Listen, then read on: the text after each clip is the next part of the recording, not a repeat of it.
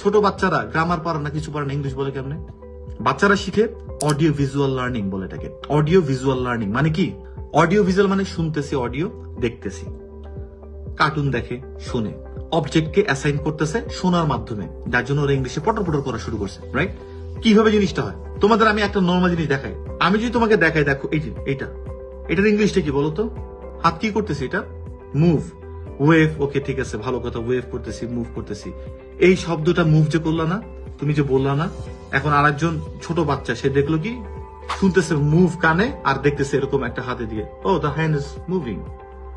Moving মানে কিছু একটা নড়া, অ্যাসাইন করতেছে। আর তুমি যদি এটাই পড়ো, মুভ মানে নড়া, মুভ মানে নড়া, মুভ মানে নড়া, মুভ মানে নড়া, মুভ মানে নড়া, নড়া ইংলিশ মুভ, মরা নড়া ইংলিশ মুভ, তাহলে ইংলিশে কি বলে? এই হলো আর একটা শিক্ষা। বুঝতে পারলাম জিনিসটা? অডিও ভিজুয়াল, অডিও ভিজুয়াল এইটা বেশি মনে থাকে মানুষের ভোকাবুলারি শেখার জন্য। সো গল্পের বই যখন আমরা পড়বো, যে ভোকাবুলারিটা পারবো না, দুইটা লাইন তো আমরা বুঝতে পারতেছি ব্যাপারটা কি। যখন আমরা গল্পের বই পড়ি, এটা পড়ানোর আরো একটা কারণ, অনেকগুলো কারণ আছে। ভিজুয়ালাইজেশন তৈরি হয়, সিনোনিম ঠিক করতে পারবে না যত ভিজুয়ালাইজেশন হয়।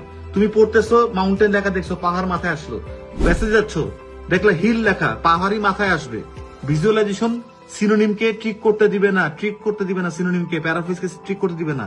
এই ভিজুয়ালাইজেশন ডেভেলপ করার আরেকটা কোথাও কারণ হচ্ছে বই পড়ানো। সো এই যে বই পড়ে যে তোমরা ভোকাবুলারি গুলো জানতে পারছো না, এইটা এই যে মুভিং টুভিং এর না, এটা তোমাদের মাথার মধ্যে বেশি গেঁথে যাবে, রেদার দ্যান আলাদা করে বই কিনে মুভ মানে নড়া, এই মানে এটা, এটা মানে এটা, এটার থেকে।